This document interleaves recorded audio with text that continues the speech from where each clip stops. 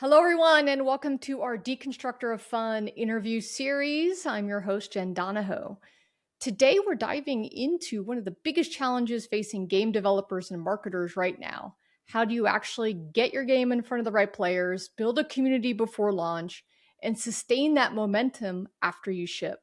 Developers get all the fancy tools, but there haven't been that many created to help us in publishing with our efforts. And even if we do get those tools, they tend to have to be completely custom or they're really cost prohibitive. So today I've got two guests joining me who are tackling this from both sides of the equation. Eden Chen is building the tools and Adam Gershowitz is using them to drive an impressive indie launch. And we're going to talk a little bit more about that today. So together we're going to break down what's working, what's not, what game marketers and studio leaders should be thinking about when it comes to player acquisition, community building, and the evolving marketing stack. So the best news is that many of the learnings apply across PC, console, and mobile. So stay tuned no matter what platform you are building on. So first, let me introduce my guest. Eden Chen is the founder of Pragma, a software company building tools that connect game studios and players. They are the makers of FirstLook. You can find them at firstlook.gg. The player relationship platform and engine. They also do a live ops backend. Pragma works with over 100 studios today and has raised over 50 million from the world's leading software investors. Think Greylock and Insight Partners.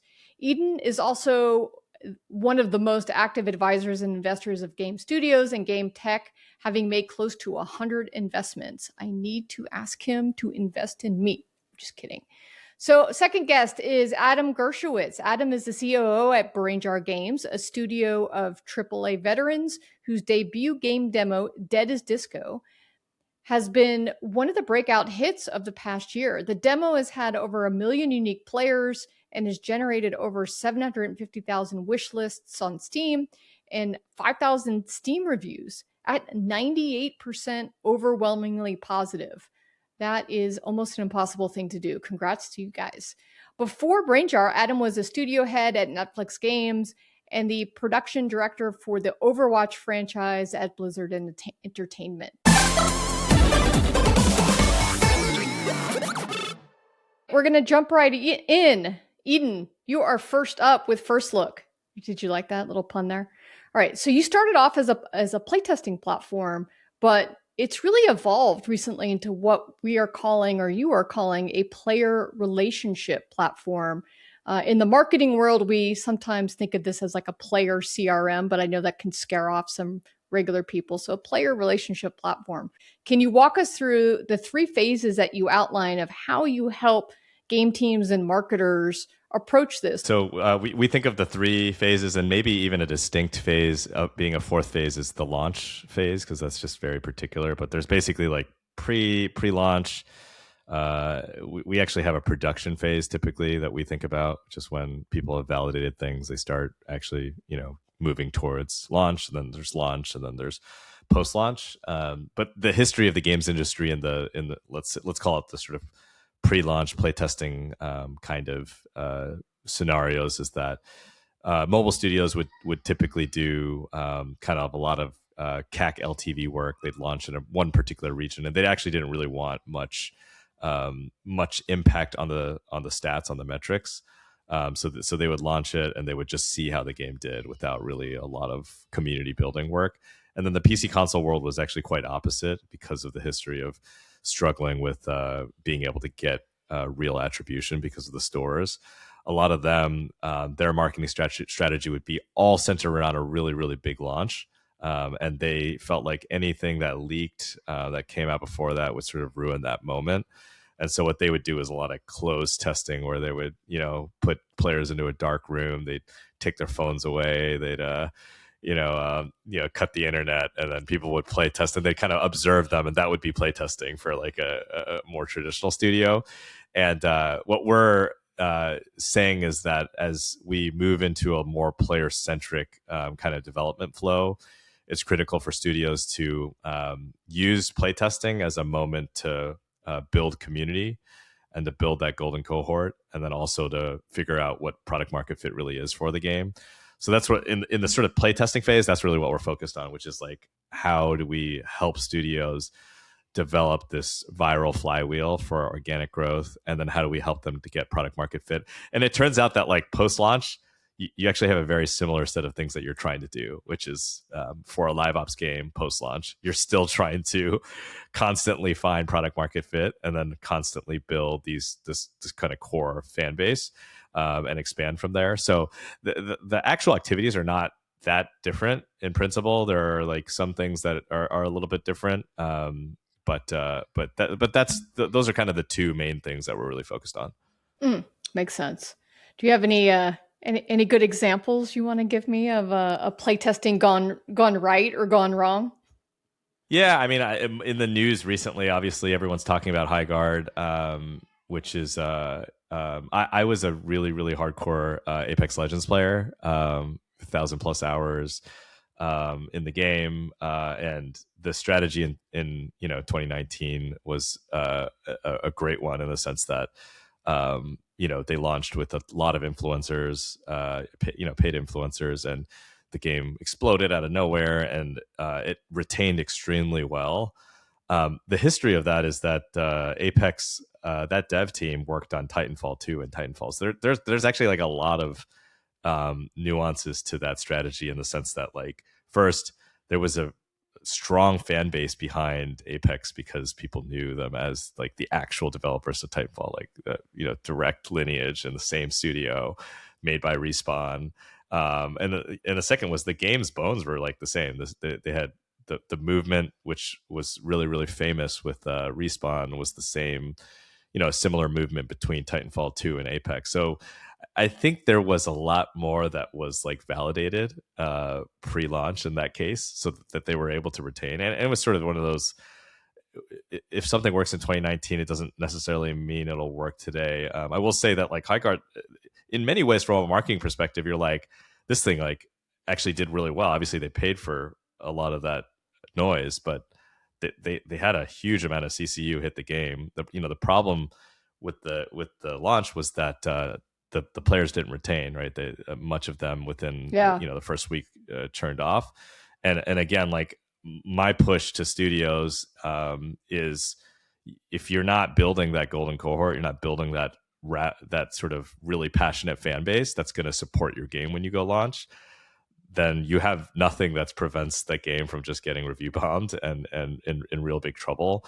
And the second is, like, you don't really know what's going to happen at scale with the game, like from our server's going to work to how are people at scale going to respond from a review perspective to the game, to things that you didn't anticipate getting feedback on at scale that you did. That I'm sure they were testing the game, but with probably much smaller groups of people, and thinking that was going well. But you never know what's going to happen when you go out and test it in front of 100,000 people or 500,000 people, how that's going to be different than when you're testing it with a couple hundred people or 500 people.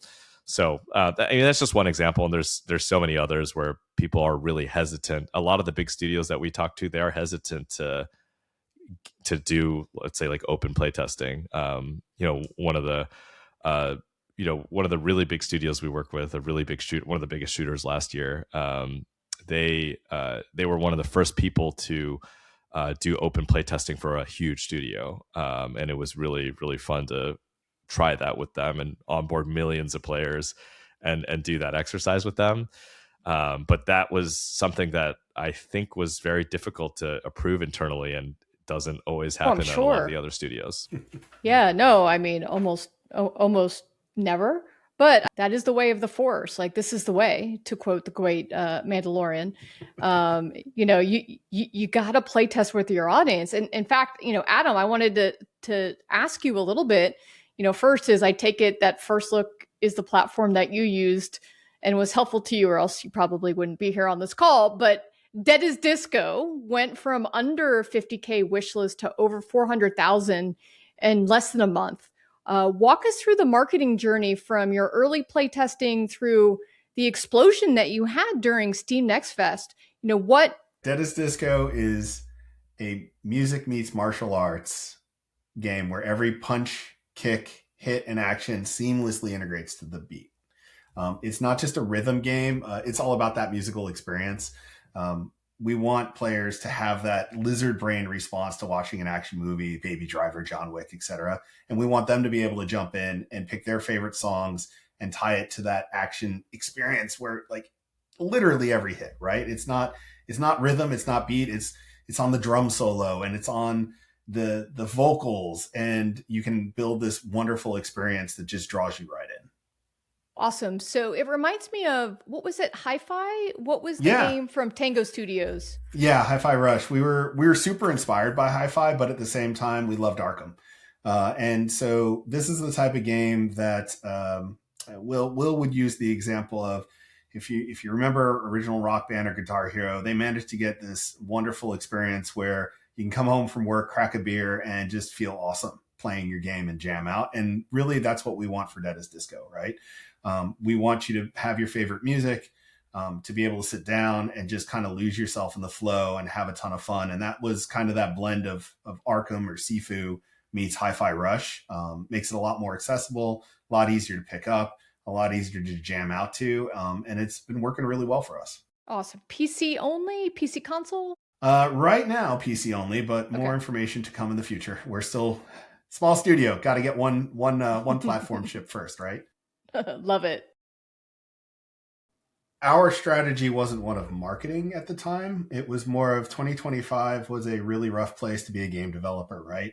Really hard to find your players, to find your funding and everything else. And BrainJar, which was founded late 23, I think we had our first employees start in about February 24.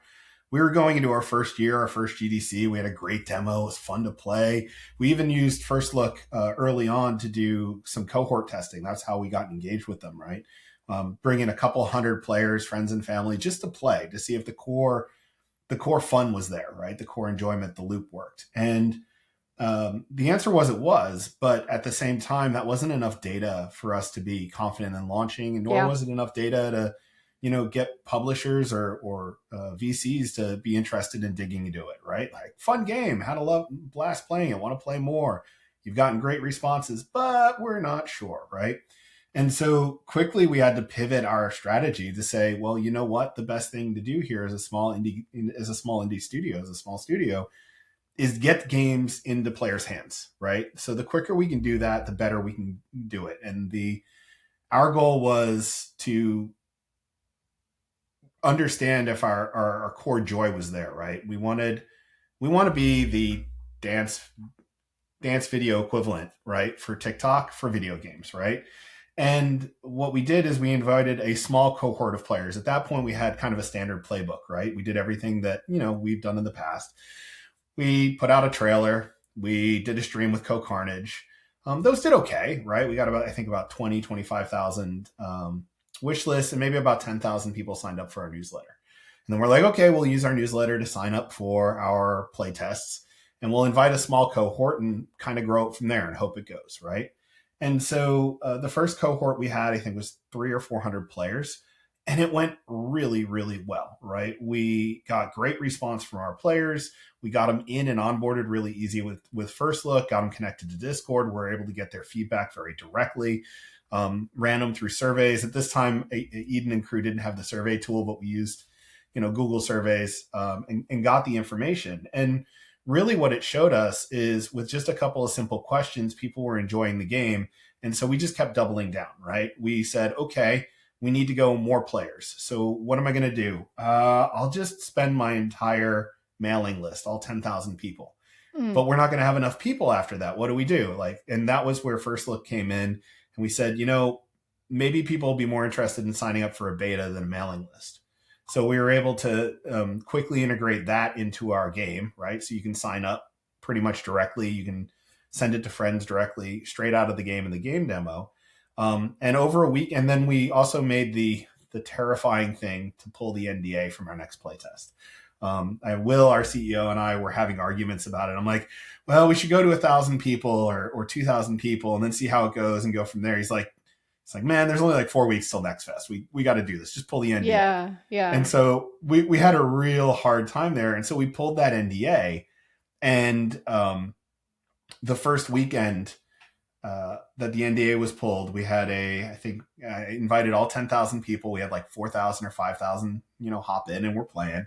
And gentleman that goes by the name Moxie Rhythm on TikTok just posted a little video that says, "This is already my game of the year." And it used our My Music feature to bring in some of his own music to play the Dead as Disco's Combat. And he brought in a BB No Money and Hatsimiku mashup. And he blew up to like 2 million TikTok views over the weekend. And he wasn't the first person to do that, right? More and more people did it. We can talk about it more. But I think the reality is those people saw it. They came in, they signed up on FirstLook. And over the weekend, we went from I spent all 10,000 people to having 20, 30, 40, 50,000 people in our queue, which were just like, let's keep going. And we kept introducing more people to the playtest every single day. And we did it only after kind of checking those survey results, like peering at them every single day, be like, are people still having fun? Are they enjoying themselves? Is the game still doing well? Okay, another cohort. And FirstLook as a tool really allowed us to, in that early stage, leverage it, right? We could acquire players. We could know what they were doing. We could feel confident in inviting more, and it was real easy to hand it out. Not to mention, we went from having no influencers to having a bunch of people. So being able to generate keys and things like that and just give to these people, to show up on people's Twitch channels and just hand out keys, to see people like Moxie and go, here, have 100 keys, right? Send it out to your fans. We were able to very quickly turn those things around. And does the FirstLook platform allow you to like make that key sending out process easier? I mean, that's typically such a huge pain in the ass. Yeah, I mean, it's a couple button clicks, right? In our Discord, I would just go in, and there's a couple of variety of ways to do it. My favorite way is key codes, where we just come in, generate a set of key codes. It's like, this key will do 20 signups or something like that. You put a fun tagline on it, you just drop it somewhere and let people kind of consume it. The feeding frenzy happens. And you can do that probably in like 2 minutes, 3 minutes, if that. It's really fast.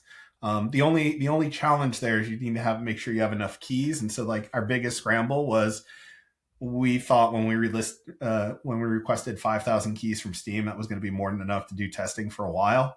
So we were luckily they got us some keys quickly. Or else it doesn't matter how fast FirstLook is. Steam's a little bit slower in that regard. Eden, I think Adam said some of the survey, tools weren't in place at the time for them, but it sounds like you've built that up now, and the sentiment tools are pretty robust in FirstLook. What are you seeing when you look across like all of the different, I think you have over 100 plus studios that are signed up. How is this player survey tool system being used, and how are studios leveraging this to add value back to the game devs and probably the marketing team as well?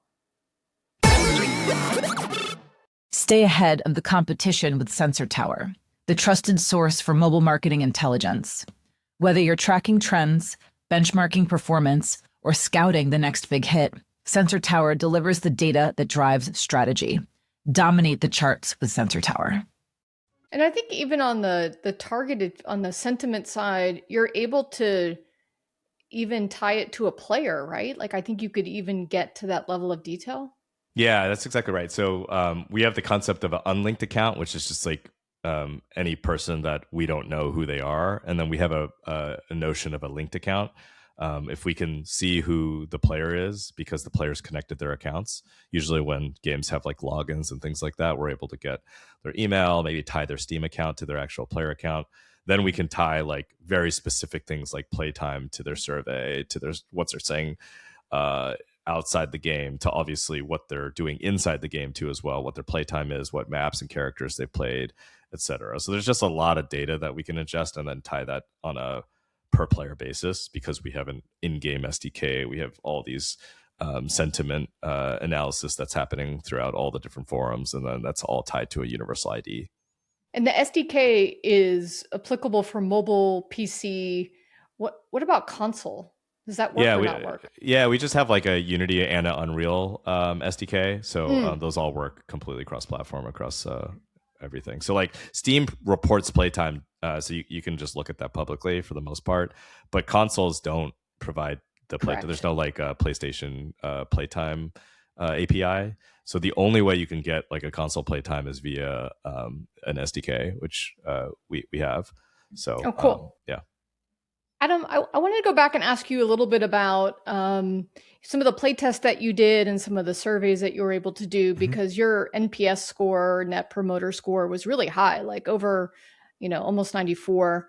How are you using those in-game surveys and any of these player feedback kind of functionality services that Eden just mentioned to, make product decisions and marketing decisions? I imagine this is like a little bit of a goldmine of data for a small indie developer who wouldn't normally have access to stuff like this. So how has this changed your approach?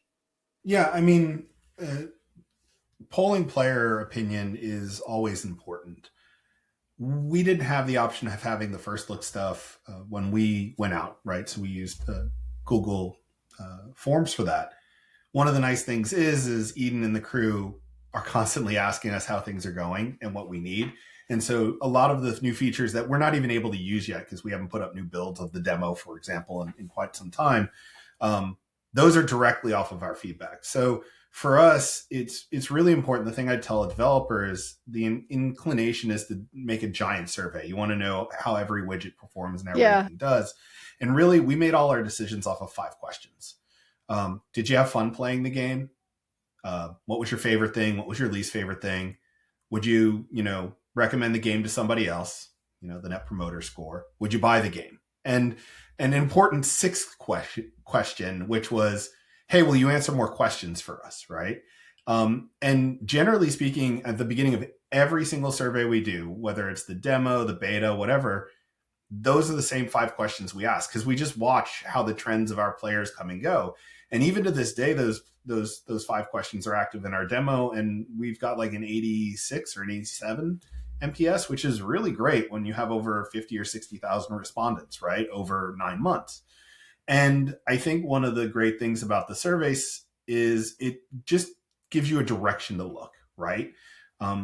You don't want to be too detailed with them. You just want them to point you in the right direction. And then you can use things like the sentiment tools, the Discord tools, and everything else to figure out details.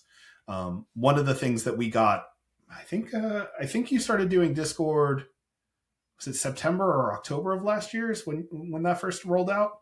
Something along that line. Yeah. We had a play test going. I didn't even know the feature was there. And somebody mentioned, because I was complaining about how big of a pain in the butt it was to go through all the Discord feedback and collate everything and get it to the team, because we do a play test and then we'd want information because we're going to do another play test in 3 weeks, right? And I was just digging around and asking questions, and somebody out of the support forums like, oh, well, we have a sentiment tool for that now. So a couple button clicks later, what would take me and my community manager 2 days to pull together, we had in about 15 minutes, right? And it was great. It was good. It gave us great direction. And then it allowed us to understand what we needed to dive into and which topics we needed to dive into. And it's important to have that stuff readily available, because, for example, one of the reasons we haven't updated our demo is because we're still doing a lot of things under the hood. It very much is a game in development. And we originally took the stance of every time we did a play test, we would update the demo. But the problem was some of the little changes we did under the hood without the rest of the pieces would give players a bad approach, right? So we updated the demo and they're like, the demo's not fun anymore. Something's changed, right? And we had to quickly kind of figure out what that was, backtrack it and adjust it. And having the ability to kind of troll through the latest comments on your Steam reviews, on your Steam feedback, on your patch notes, and on Discord allows you to kind of quickly figure out what's going on, especially if it's just a general malaise versus a very specific thing stinks thread that 10,000 people have kind of jumped into. In our case, it was a variety of small changes we made that we really saw across a variety of threads. And we didn't see it from our hardcore playtesters because they were really into the game. They were very high skill players. And really the people that were on the demo at the time were more casual players that were just having fun, right? We left it up. They're having a blast with it. They come back and play it on the regular just when they need a break. And all of a sudden it's changed. So having quick access to those things allows you to make quick decisions, right? And it's really important to be able to do that. That's super interesting. I think you brought up a lot of great points about like segmentation, about a core player versus a casual player. It is very easy, in the old days to look at your Discord or your Reddit feeds. When I was at Riot, I would have all the developers, they of course would read the Reddit forums every day in North America. And it was very easy to tell when one thing went wrong. It was like, okay, it's coalescing around this. But you're right, when you've got kind of a new build that's coming out, and there's a bunch of little things, this is probably one of the only ways that you can quickly and accurately kind of understand all of the different pieces coming together, because it's typically not that easy to pull that together by segments. And Eden, you can segment it. Can you select different kinds of segments, or how does that work? Yeah, there's like multi-select filtering, so you could filter by pretty much almost anything you can imagine. That's cool. Yeah, there's even things that we almost like publicly don't want to say that is captured. That's awesome. That's yeah. Well, you can filter by a lot. Yeah. Yeah, and the tools are really flexible in the fact that it gives developers the ability to build their own segments, right? Even before some of this stuff existed, we were able to easily divide up all of our playtest cohorts, where they came from, when they came in, what group they were with.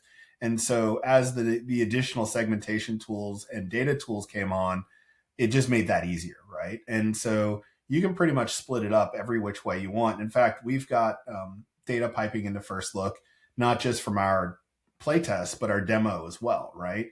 And in fact, that was one of the things that caused problems for us, is because we had it both piping in. We went to do our first playtest after the demo, and we're like, all of our data is bad. Why is all of our data bad? And it was like, oh no, it's mixing the demo and the playtest. And at the time, we couldn't segment it. And we went over to the FirstLook forums, and I'm like, hey, here's a problem. And the responsiveness was really good, because they came back and said, yeah, crap, we didn't think about that. Give us a minute. And 2 days later, they had a segmentation for us, right? So now we can switch between the different products we have, the different play tests we have, the different versions we have, to be able to quickly kind of segment through that stuff. So the responsiveness in that regard was great, right? And so I think that was some of the precursor to a lot of the segmentation stuff you guys have in now.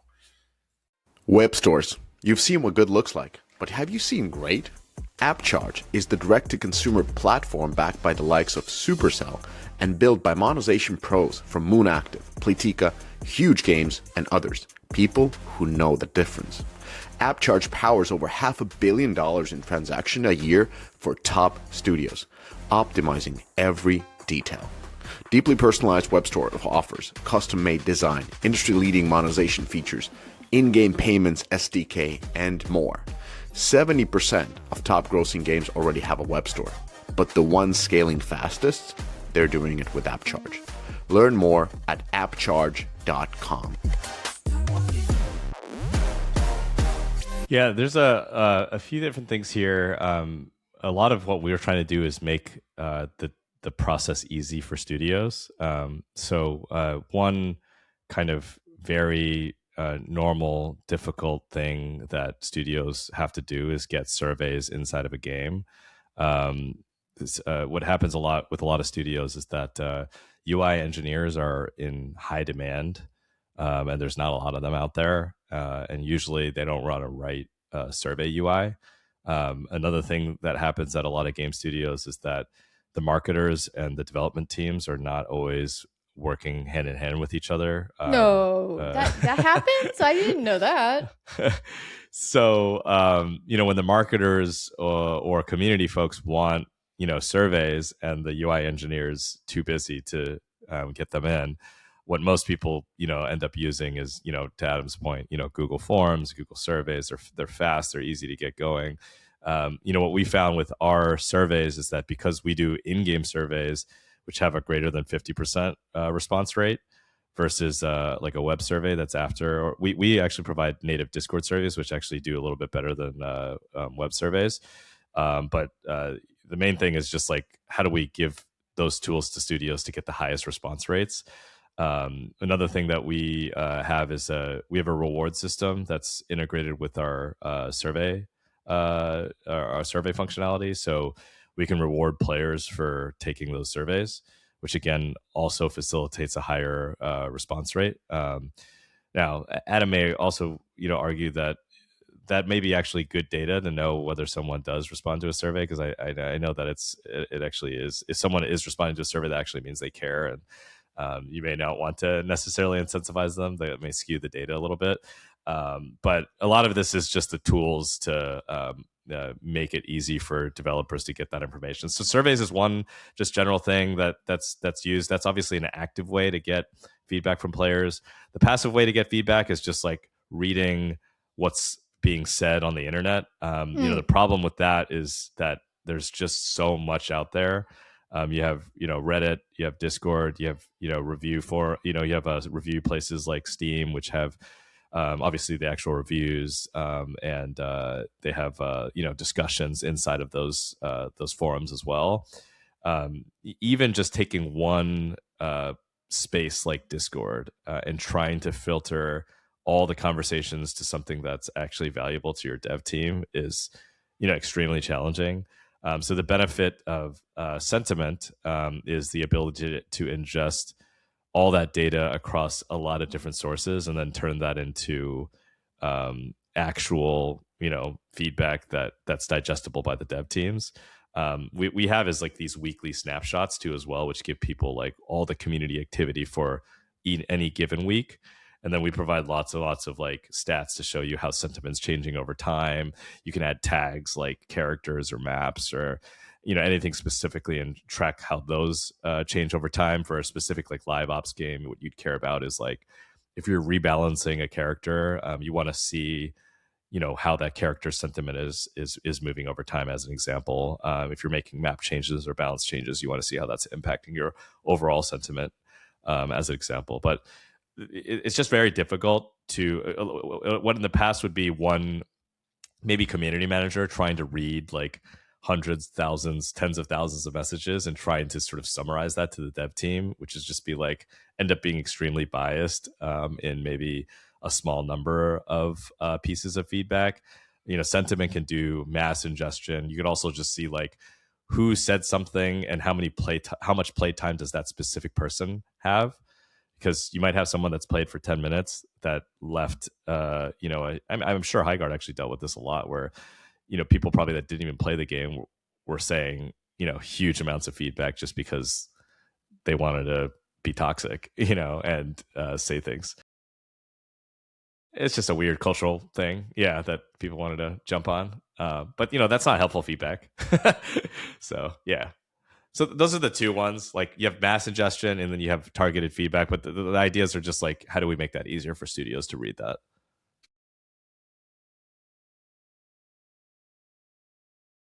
Game devs.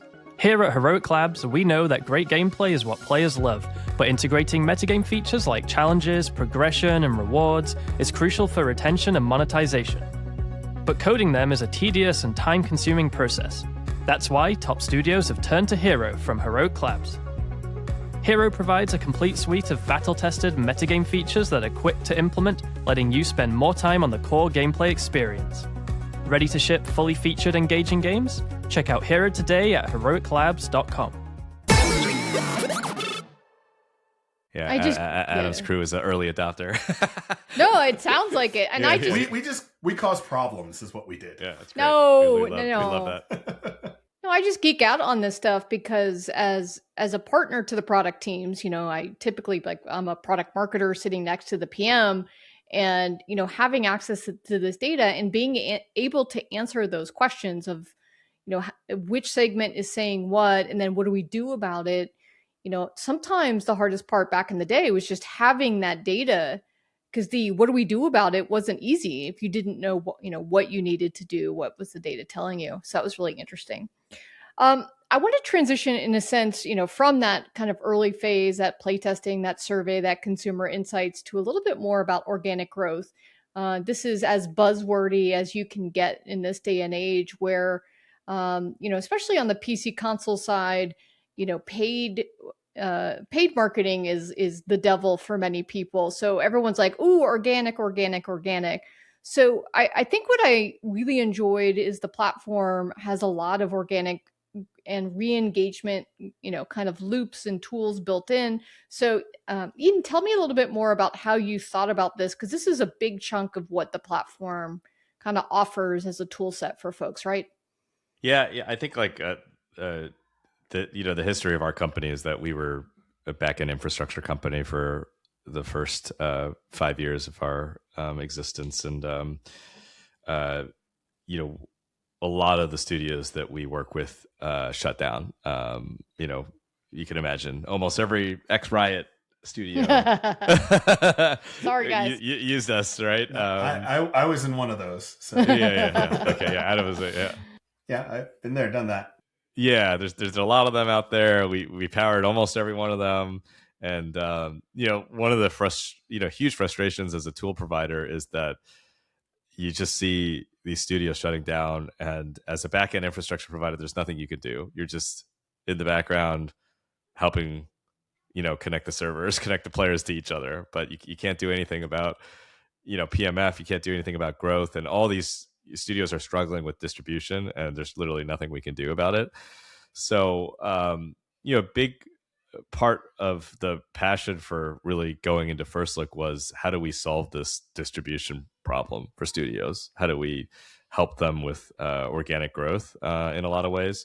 Obviously, the history in the PC console space is that there really isn't obvious places to spend money to acquire players. That doesn't feel really bad for core gaming audiences because of attribution issues with the stores. That there wasn't great attribution, and so mobile has really thrived in this sort of paid space, but there really hasn't been a space for that. If you were playing Call of Duty and you saw an ad pop up, you would be like, you just like rage quit, delete the game. It's just not what you would see. So there's not even an inventory for that anywhere.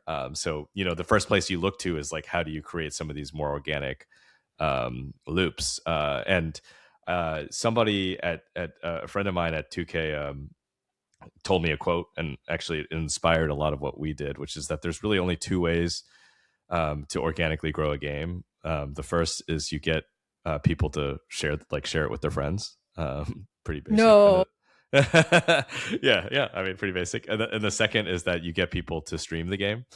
We're not talking about paid streamers. We're like talking about people that organic streamers. Yeah. Organic streamers. Yeah. So that's like, you can just imagine any new game that you've played. You either have saw it on a stream on someone that you respect and like, you were watching Jack Frags or something, and you see a cool stream and you try the game out, or your friend says, "Hey, I'm going to try this new game," and you try it. I mean, this basically, it's not rocket science, but I think just even the tools to handle those two very simple things are not natively there. One of the examples I always give is that in the FirstLook flows, when you onboard a player, when studios put a refer a friend dialogue at the end of that flow, we see on average like a 10 to 25% uplift in their community. And we have many, many communities of the hundreds of studios we work with, where more than half of and we're talking about hundreds of thousands of players, not like a very small number, but more than half their community is either first or second degree referrals from somebody. So this is not like, this is a nice thing for you to get 100 people into a game. It's like at massive scale, you can actually build a golden cohort who invites people, and then those people invite people. I know Dennis Disco has this sort of organic creator programs too as well, but we also work really hard to facilitate the ability for people to organically onboard creators. What that looks like is helping get those creators into Discord, helping them feel like a VIP, and also rewarding them for streaming the game. And that's not paid stuff. That's usually things like you give them more referral codes, or you give them a special Discord role in Discord, or you give them an in-game badge or achievement or something. And those, or you give them just special access to things, whether it be a first look at the next build or things like that, which is good content for them as streamers. Mm-hmm. Ultimately, a lot of them are building businesses, and they want they want to build a bigger audience, which means they need good content. And that's what you're trying to facilitate, just the tools to allow studios to do those kinds of things. So, I mean, I can give lots of different examples of that kind of stuff, but I mean, it's really basic. It comes down to those two things. And like, how do you make that easier? Yeah. A couple points from my past when you brought up, the obvious two organic methods, which is tell a friend or watch a friend, basically. So, you know, at Riot, one of the things that we tracked really intently was the number of streamers, or especially on Twitch, but any of the platforms, the number of streamers streaming a game was highly correlated to the game's growth.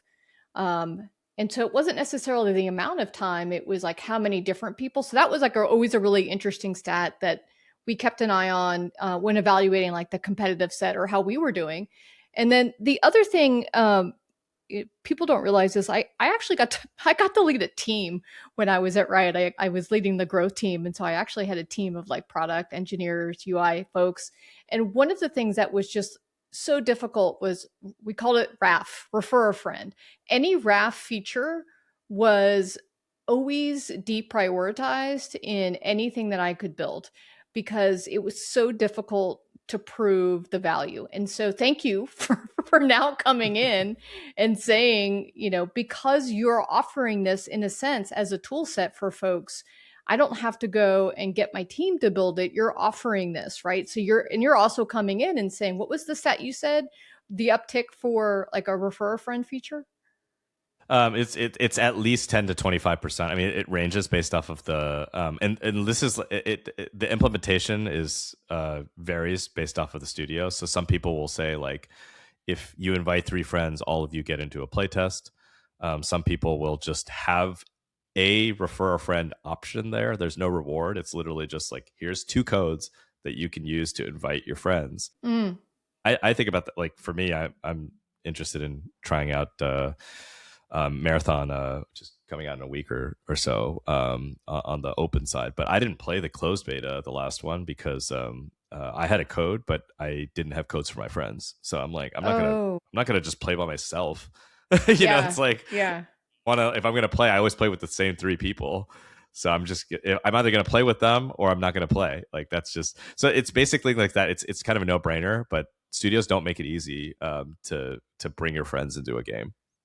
It reminds me of Deadlock. When Deadlock first came out from Valve, didn't you get like 2 or 3 friend keys? Because you're right. Like, I think as marketers, or as just even marketing and product all together, because I do believe in one team, one dream, we're all on the same team, is, you know, we as gamers, we operate in a pack. And very, very infrequently do you just, especially if you're going to do one of these kinds of games, you go by yourself.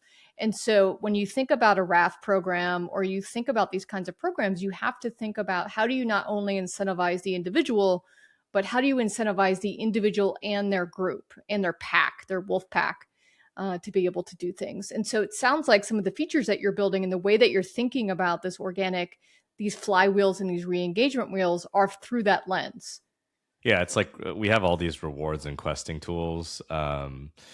For our rewards and quests, you can set what kind of behavior you're trying to convince them to do, whether it be like bring a friend in, share UGC, things like that. And then you can set rewards like in-game item and things like that. We're actually thinking about integrating a company called Printful, which allows you to drop ship physical items without holding any inventory. So if a player gets to a certain number of friends, like they've invited, you know, if someone's invited like 15, 20 friends, they should get a t-shirt. They get a t-shirt. Yeah. They should get a special card. They should get, it's like that stuff actually really matters, because then they go and share that on social media, and it creates these like really strong, again, core fans that are just like, you know, really passionate about the game, and they're wearing the shirt. You know, what is the value of someone that's like constantly wearing your shirt, you know, your studio shirt out and telling their friends? And it's just hard to measure something like that. This podcast is brought to you by AppsFlyer. In today's digital world, understanding your app's journey from discovery to download is more than just insightful, it's essential. Enter AppsFlyer, the leader in mobile attribution and marketing analytics that allows you to measure the full potential of your marketing efforts, making every ad dollar work smarter. With AppsFlyer, that's your new reality. Dive deep into data-driven insights that reveal exactly where your users come from and how they'll interact with your app.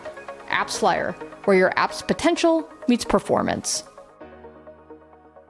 Adam, besides wearing a Dead Disco shirt representing your game, what of the laundry list or the a la carte menu of things that we've talked about, What have you used already, and what are you excited about using as you get further along in development?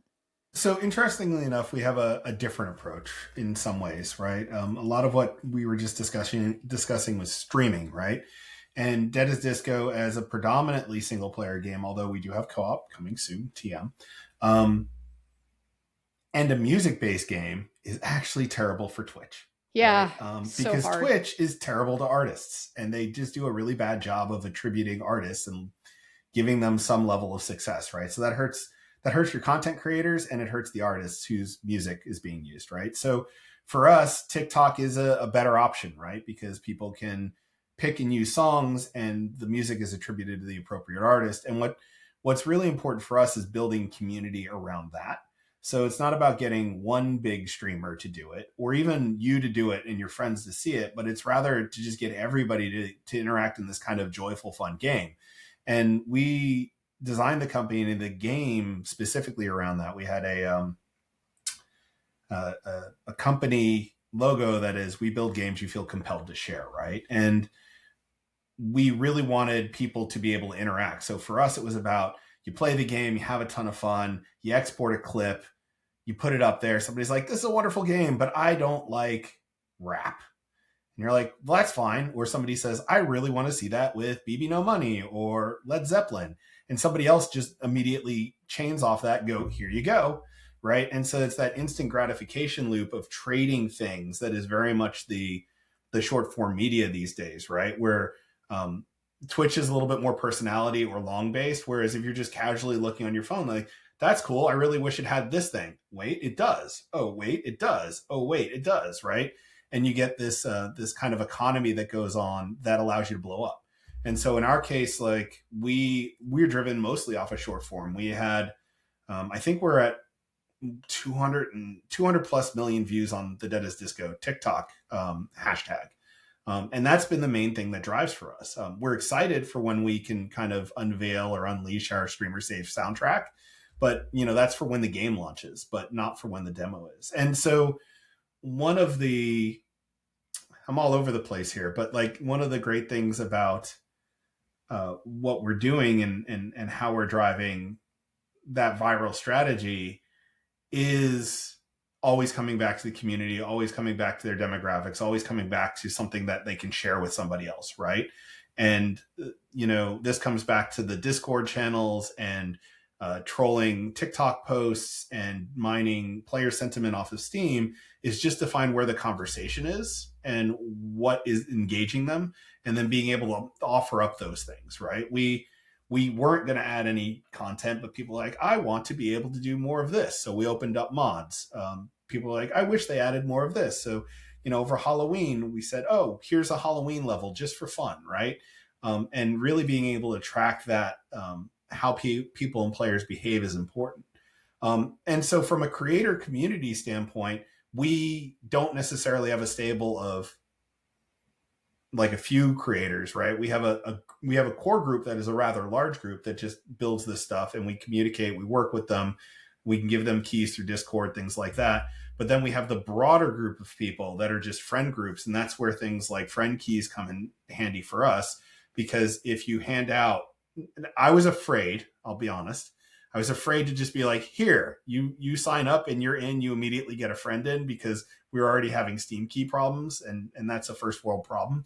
So instead, what we did is after every single playtest, we gave that cohort keys, and then we would look at their data and everything else. And people who had a bigger social network that their keys beget more keys, we gave them even more, right? So being able to track how these keys are being used and who's bringing people into your game is super valuable. There's a lot of programs and a lot of software out there where you're like, okay, I'm going to put together a program and everybody's going to get 5 keys. You don't know how the keys are used. People don't make content for them. They wander off and, I don't know, sell them to resellers or something like that. Whereas being able to watch the spider web of how they interact with the community has been very valuable, because it allows us to target and double down on those people. And FirstLook allows you to do that, right? Mm-hmm. See that. Yeah, I can see in FirstLook who is invited by who else. And I can also see how many of their keys have been redeemed, right? Very, very easily.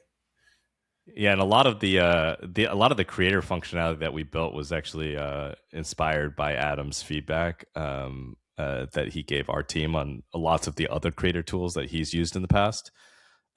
So we actually did go very strong into TikTok short form content partly because of Adam's feedback, and a lot of what we're doing on the organic build your own creator program as a result of most of the programs out there are focused on give me a dollar spend and I'll go and spend that on CPM, which is great, and we're going to do that as well. But our first step was like more, how do we allow you to build your own organic creator community, onboard TikTok streamers who then can still get rewarded via our systems because they authenticated on TikTok or on Instagram or whatever it might be. Adam, thank you for volunteering to be the guinea pig for the rest of us to benefit. Yeah, totally. Well, the fun thing is I haven't even been able to benefit from them yet because we haven't done a big campaign. So we're looking forward going into this year. We've got some fun stuff coming up, and I'm like, I got to reintegrate all these new toys into our program, right? How do I use them? And so it's both a feast and a famine situation, because on one hand I'm like, I wanted all these things. Now on the other hand I'm like, where do I find all the time to integrate all of these things? Well, another toy I wanted Eden to ask you about is Discord bots. And you said something really interesting to me about how you had recently brought someone on who is like just a master of how Discord bots are working. So talk to me about how you are thinking about integrating Discord bots and community into the platform. Yeah. So we recently hired this guy, Jaser. He built the largest Discord channel at one point. It's not anymore. It used to be called Anime Soul. It's still one of the, I think, top 10 largest Discords. He like built it when he was like 18-year-old kid. Like, so it's like, like this really fun story. I'm not even gone to college at that point or anything like that. But one of his the things that he made me see, particularly for long-lived franchises, take something like Destiny or RuneScape or franchises that have been around for quite a while, is that another one that we work with actually is Guild Wars. They have, so actually Guild Wars doesn't even have their official Discord community. It's an unofficial one, but it's very similar to a lot of studios. They don't want to moderate their own Discord. Yeah. It's very common kind of thing. But for long-lived franchises like that, and again RuneScape and others, there's thousands of Discord servers that are all run by small. It could be a 5-person clan. To some of these Discords are massive. There's like hundreds of thousands of people, and they're unofficial. They're not moderated, etc. So what we built was this ability for to manage many bots inside of one admin panel. So inside of the FirstLook admin panel, you can effectively build a branded Discord bot that then you can run announcements, giveaways, and drops, and get analytics across however many servers that bot is implemented in. And it allows you to sort of like, even if you don't even have your own Discord channel, you could just have a bot that lives in 1,000 Discord channels, and you could run all your announcements and your giveaways and things like that via that bot. But in this case that you have your own one, the idea is you're not in the other 1,000 ones that are just unofficially there. But those server moderators want patch line into the dev still. They want, in order for them to be an official community, they want to know when there's updates to the game, and if there's giveaways which bring value to their community, they're like down to be involved in those things. And we've talked to a lot of server owners. So that's that. We also separately are building our own relationship with server owners as a space for us to drive ads, because a big focus of mine in the next year is where can I find paid inventory for core gamers.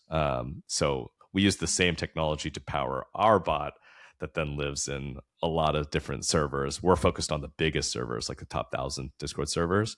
And the goal for us is to like build a relationship with those server owners so that we can place giveaways in those servers as a way to get visibility into studios that are launching. Oh, that's so super cool. Two separate things. Yeah, two separate things. The other thing I'm gonna market you for a second is I worked on a number of like entertainment franchises, and so imagine if you're Game of Thrones or you're Toy right. probably not Toy Story, but that's one that I worked on, or Power Rangers, or so these big brands out there, Harry Potter, that are IPs from the biggest companies that have different executions. I mean, Marvel, right? Like how many freaking Marvel games are out there in the world? So not only could it be from a game trying to get to your different audiences, but could it also be for an IP? And then you have different offerings across, whether it's movie tickets for the next Marvel movie, or it's, different in-game rewards that you're trying to get somebody to cross-sell into a different game. Is that possible? Yeah, a lot of it is like we're trying to power like community activity. So I think that is very related to any kind of community. It helps when those communities have gaming audiences, because the places that we are tend to be focused because we're focused on the games industry right now. The spaces that we operate in are, Discord with in-game SDKs, Twitch, YouTube, and TikTok. These are like, gaming native spaces. I mean, some of them obviously are, obviously YouTube is very generic. But, Discord is focused more on gamers than it is anything else. And so it does help if that community activity happens to be that. So anime is one that's great for that. Marvel and Star Wars, and those tend to have large gaming crossover communities, et cetera. Yeah, no, makes sense. Music, Adam, could make sense for you. A lot of music discords out there, maybe. Yeah. I mean, that's actually one of the things now that I didn't know this was coming until I talked to Eden before this interview. And so now it's going through my head. One of the things that we've been talking about is we're very creator driven and we're very artist driven, right? All of our original music we build is with real musicians and real artists that are out there, right? And one of the things we were just talking about today is, well, how do we let people know that our game exists, and it could be a platform to help them as much as it helps us, right? We've had a couple of bands do things. It's like, hey, this is a fun way. I'm a little indie band. I put my music in there and I put it up, and it's a way for me to build a trailer or something that's more interesting than here's my file link on SoundCloud, right? And so I think the thing for us is we were just talking about how we find those communities and how we find those artists. And we like to refer to it as like, what's your killer track? So the ability to do that across multiple platforms, or to join those other communities or have those communities join into us, and then very easily push out, like, the Dota's, how they do the annual giant box of joy, right? Like we want to be able to do that. We want to be able to do Battle of the Bands. We want to, maybe in the future be able to do things like DLC and downloadable content that features independent artists and things like that. Like, how do you go out and find those people? How do you let those people know that you exist? And so being able to use some of these, I can only imagine ways of using these integrated bots that'll allow us to do it, especially if communities reach out to us and say, we love your game. We're a music community. Can we get involved? The first thing you can do is like, sure, here you go.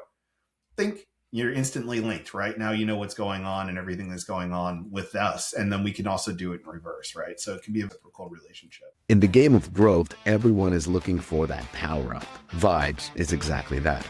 It's built by industry people, so they actually get the challenges you're dealing with. As a result, they become the fastest growing gamified rewards platform out there. And the results are kind of nuts. With their AI-powered targeting, you're not just buying installs, you're bringing in the right players. And now they've got this new ROAS optimization engine, so your campaigns basically level up automatically. Vibes is built different. It's designed for growth. And I guess you could say it's powered by good vibes. Check out their DOF exclusive case studies by following the link in the description. And go to vybs.co. That's vybs.co. Share your email and join the waitlist list.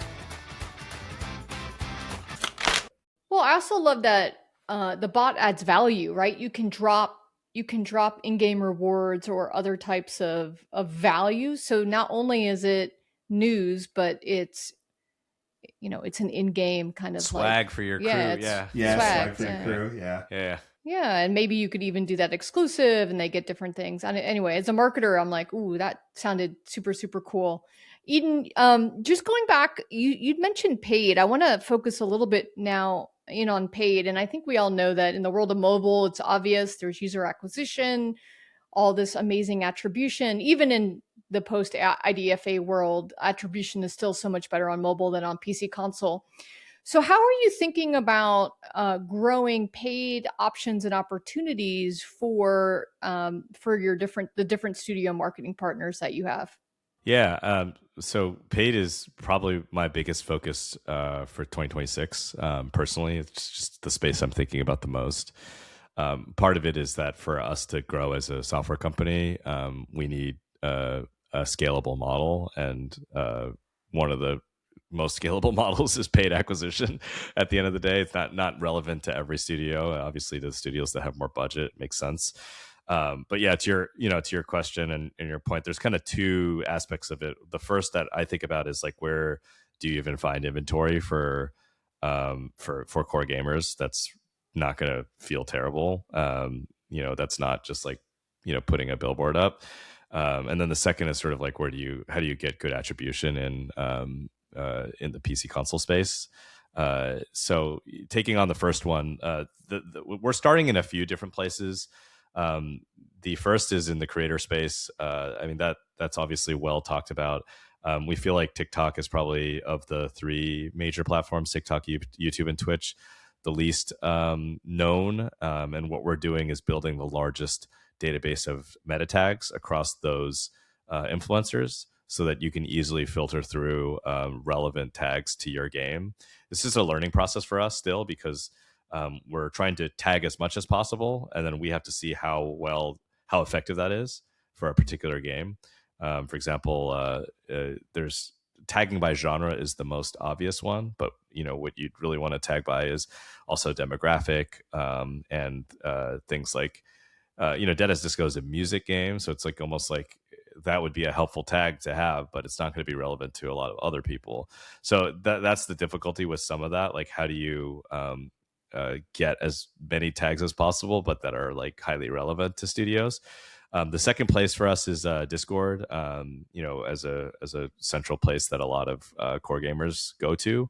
How do we build a relationship with the top 1,000 server owners, and also tag and make sure that we understand which audiences are in those servers?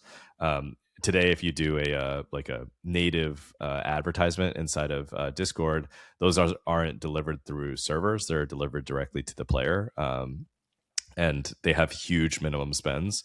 I'm sure that'll come down over time, but our thing is that we think we could provide an alternative network of directly delivering that via actual servers, and doing it in a really organic way that's delivered via the server owner. And then the third space for us is just like player utility sites, which are either first or second party. The first party ones, we're looking right now at multiple acquisitions on the player side. To player utility would be like things that provide utility to players. That all of those sites are advertising spaces right now, but they're not scaled. They're all like very, very small, even if they have 1 million or 2 or 3 million different accounts. So our concept there is, if we acquire several player utility sites and start building our own first party network, we can then take ad budget and then place it in a combination of native creators, Discord servers, and first party websites that are all again relevant. That's the first side of the equation. The second side is like attribution. The benefit to us is because we have websites, we have SDKs, and we have source tracking across all of these surface areas. We can see everything except for the store, because obviously we can't get into Steam and see. Yeah, we all wish, but yeah, we can't. Yeah, we can't get in there, but we can see everything around it. We can see if they've actually got inside of the game. We can see all the sites that lead up to them going into the game. Again, because a lot of players will hit our sites before they go to, let's say, Wishlist, the store. We can see, behind the scenes what the player has done, whether they've wishlisted it or not, if it's public, those kinds of things. So there is probably a deeper amount of attribution that we can do than has ever been done. There's still a gap in that, we still can't see that that middle space. That's just impossible for us to see. But we can, I think we'll be the first place that can see like sort of the post purchase or like post behavior and like the sort of pre going to the store. And then our goal is to sort of going to be, how do we map that in a way that gives us better intel on being able to actually get to like some kind of CPA or CPI. Yeah. And are you building out influencer a little bit more too? I think earlier you said something about. Yeah, that was the first space, creators, influencers. That's like that is like one of the big focuses. That's probably our biggest focus for the paid side for this year. Yeah, because when you were showing me the tool, it was cool how you could not only use it for identifying a potential creator and influencer to reach out to, but then you can use it to track your spend and your buy. Like it's like almost like a sourcing and then managing. Yeah, we say it's like end-to-end creator functionality, like prospecting, like finding who the right people are, actually onboarding them onto your Discord, managing them, figuring out how many views they have, and then paying them. Yeah, and by the way, everyone, the paying them is a pain in the ass. It is not easy to do. You have taxes, you have contract, you have all kinds of stuff. So to have a platform that can help with that is pretty much essential if you've got a game beyond just English. You got to deal with that stuff. Adam, I wanted to ask you, do any of these pay, I know you're a little baby indie, you don't have a lot of money. You're likely like, hey, all that organic stuff sounds great, but how would you think about utilizing paid if you could? And does any of this like help you with that? Yeah, I mean, so I think the simple answer is yes, right? As a smaller studio, right? We do have some money we can throw at these things, but we can't do it ill-informed, right? And we can't spend a lot of money learning what doesn't work, like thousands of dollars to find your cohorts and your people and who will click through these things. So I think Eden mentioned, or maybe you mentioned, Jen, the direct Discord stuff, like Discord quests. When we heard that came out, we're like, oh, this is gonna be amazing. And when they reached out to us and we're like, yes, we want to do it. And they said, here's the minimum spend. And we're like, yeah, it's a lot, right? Like 6-digit a lot. like that's more than my marketing budget. And that's just to get into the base floor. That's like, that doesn't get me up at number 1. That gets me like down at number 2,677, right? Yeah. And so for us, we really haven't spent anything, knock on wood, hardest piece of wood in the house, on paid marketing yet, right? Because early on when we went out there and put ourselves out there, it was more for, we need awareness, we need players, we need to show that this game has legs, both for our own confidence and for our player confidence and our, hopefully investor and publishing confidence. And now we're switching gears and now we need to go, okay, well, we have a good cohort of players, that golden cohort, we have good traction, but how do we get to the places we're not there yet, right? And that's where these organic spends come in. And this is where being able to target very specifically where we want to go and how we want to go and see how it works is really important. And it's kind of hard to do on a lot of other platforms. One of the nice things about having a rather large cohort of players to look at is the more we can find out about where those players also go, where their friends are, where they hang out, where they go, it's a pretty good indication that you should spend money in those areas, right? Not because that's going to be the best return, but because you probably have like-minded people. If Eden likes to play my game, and hey, we're not just a music game, we're a beat 'em up, right? With cool ass boss battles too. And he also is in the Elden Ring Discord forums, and he's also in Devil May Cry or other places. Like being able to understand what other types of games and other things interest Eden helps us kind of cooperatively target what we want to do, which that's a lot harder when you're coming straight from a Discord or not straight from a Discord, but going straight into like a TikTok or Google ads or Meta ads. You've got to do a lot of test ads to just kind of slowly sort that out. And it takes a lot of time, money, and quite honestly, expertise. And if you're a small studio, it's expensive to get that expertise. Absolutely. Well, guys, this was great. Thank you for giving, a lot of data and insights around like your journey with all this. Eden, did we cover it all? What else? Did I forget anything? No, I don't think so. I mean, I think the it's easy to sort of like get lost in the weeds because there's so much out there. I think not even just with what we're doing, but just all the tools, all the different things that you could be doing. My biggest push to every studio is just it's such a stupid obvious statement, but I find that it's sometimes missed is sort of just like focusing on the player. I mean, it's such a dumb thing to say. I think I almost feel like an idiot saying it. But maybe I don't even know. It's just like people need to make sure that they understand who their player is and that they're doing all they can to understand that better and to get it and to sort of like take that feedback and to incorporate it to make a better game. And I don't want to like sort of lose people in the weeds of like all the different tactics behind what you can do, but it's just kind of like the philosophy. I love that Riot had that sort of like core value of always player experience first. It is like tattooed in my brain pretty much. Yeah, and I think like maybe people joked about it over time and it lost its sort of like I think about League of Legends, like how much paid advertising they do, probably like nothing. It's like it was like so much grassroots community that at the end of the day that it was all built up from that core Dota community, and obviously now 10 years later they're still where they're at. So yeah. I spent money, but that's okay. Yes, a lot of it was organic. Yes, but originally, yes. No, I mean, definitely. So this was super awesome. I really appreciate you guys, and check out firstlook.gg and go get the demo for your game. Adam, please. What does it say? What does it say? Dead is disco. Dead is disco. All right, there you go. All right, thank you guys, and see you next time.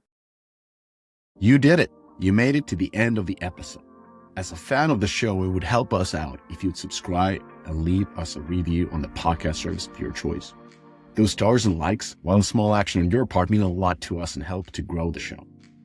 More importantly, are you a member of the Deconstructor of Fun Slack group? If you have 5 years or more of games industry experience, go to deconstructoroffun.com/Slack and apply to join.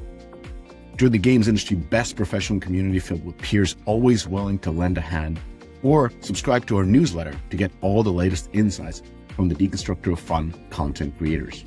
Thanks for listening.